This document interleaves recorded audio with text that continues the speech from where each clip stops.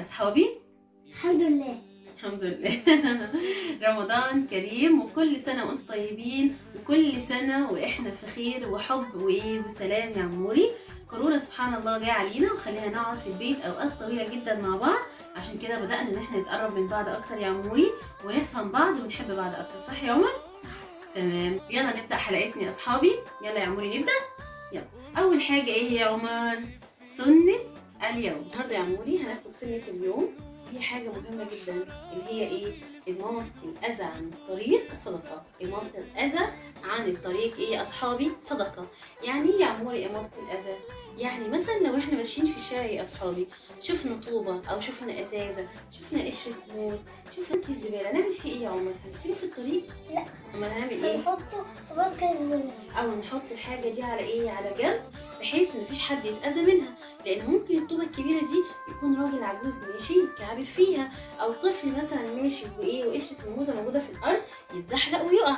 فعشان كده سيدنا محمد صلى الله عليه وسلم علمنا حاجه مهمه في سنته، اللي هي ايه؟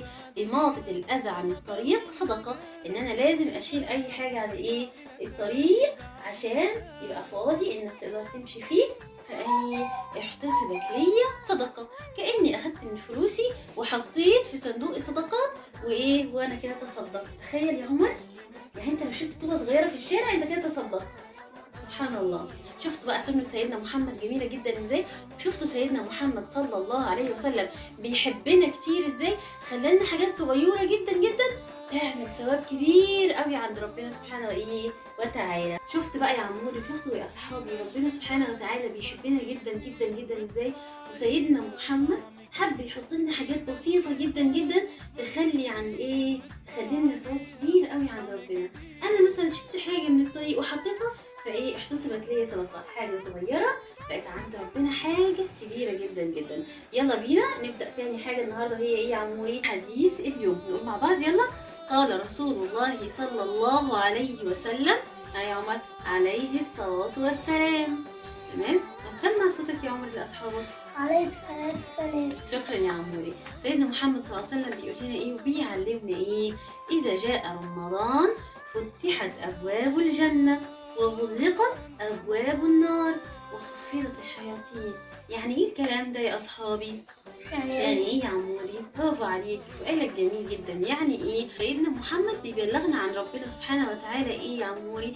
إن أول ما رمضان بيجي على طول كل أبواب الجنة بتبقى مفتوحة، وكل أبواب النار بتقفل الحمد لله، والشياطين بتتسلسل. ربنا بيسلسلها كده بسلاسل قوية جدا جدا، ما يخليهاش تعرف تتفك ابدا، ولا ايه؟ ولا ان هي تكون حرة، عشان رمضان كله خير وبركة وحب، فاي حاجة وحشة ما تبقاش موجودة. زي النار مقفولة، ابواب النار كلها مقفولة، وزي الشياطين كلها متسلسلة وصفدت الايه؟ الشياطين. صدق رسول الله صلى الله عليه وسلم. شفت يا عموري اسلامنا جميل ازاي؟ شفت ربنا سبحانه وتعالى بيحب المسلمين ازاي؟ وسيدنا محمد بيحبنا كتير جدا. ربنا بيحبنا عشان كده بيجيب لنا رمضان كل سنة، يفتح كل أبواب الجنة ويقفل أبواب النار، والشياطين كلها بتسلسل. صدق رسول الله صلى الله عليه وسلم. عايزين نحفظ الحديث ده مع ماما يا عموري، تيجي نقوله بسرعة لأصحابنا.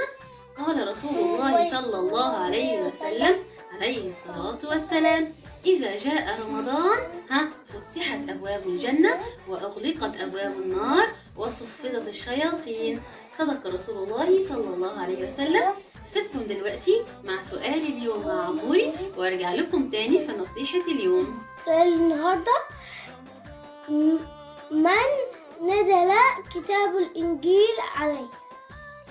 السلام عليكم. نصيحة جديدة في نصايح ماما في يوميات عمر في رمضان. نصيحة اليوم هي بعنوان الإقرار بالحب. أيوة، الحب ما بينك وبين أولادك. يعني إيه الإقرار؟ يعني مفيش أي مانع لما كل شوية تنادي على أولادك أنا بحبك، وتقول لهم يا عمر أنا بحبك، يا فاطمة أنا بحبك، تاخديهم بالحضن وتقول لهم أنا بحبك. مفيش أي مانع لما تجيبي لهم لعبة وأنتي بتجيبي لهم اللعبة أنا بحبك. مفيش أي مشكلة لما تجيبي لهم وردة وتقول لهم أنا بحبك. إن شاء الله المدارس تيجي وتتفتح والنوادي تيجي وننزل نودي أولادنا النادي والمدرسة ونوديهم في أي الأماكن اللي إحنا بنخرجهم فيها.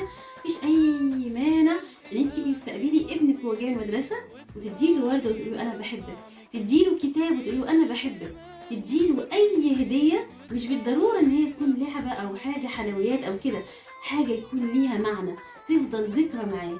لازم تقري بحبك لاولادك، وتعلمي كمان زوجك ان هو يقر بالحب ده لاولادنا. سيدنا محمد صلى الله عليه وسلم بيتجلى في مواقف كتيرة جدا جدا ان هو بيقر بحبه لأطفال كتير جدا. سيدنا أنس عاش مع سيدنا محمد 10 سنين، فبيقول لك ايه؟ والله ما رأيت أحسن خلقا من سيدنا محمد صلى الله عليه وسلم. فطلب مني طلب في يوم من الأيام، فقال لي اذهب واقضي لي هذا الطلب، وأنا في نفسي أريد أن ألعب. فمريت فوجدت أطفال يلعبوا، فوقفت أتفرج على الأولاد، فإذا بسيدنا محمد بكل فكاهة وبكل حب يمسك بيه من ملابسي، يمسك بيه بقفايا، يعني زي ما احنا بنقول، ومسك بيه وقال له ألم تذهب للطلب؟ فقال والله سأذهب يا سيدنا محمد، بكل حب وبكل فكاهة مع سيدنا الحسن. وسيدنا محمد يحمل الحسن على يده ويقول ويدعي الله سبحانه وتعالى إني أحبه فأحبه. يعني سبحان الله، هو بيعترف بحبه قدام سيدنا قدام الحسن، ويدعو له الله بان ربنا سبحانه وتعالى يحبه. انا برضو عايزاكم تقروا بحبكم لاولادكم، تعترفوا بحبكم لاولادكم، وتدعوا ربنا سبحانه وتعالى ان يزرع حبكم جوه قلوب اولادكم، وحب اولادكم جوه قلوبكم. لازم تقروا بحبكم لاولادكم. دي نصيحه اليوم، اسيبكم النهارده وانتظروني بكره ان شاء الله في نصيحه جديده من نصايح ماما في يوميات عمر في رمضان.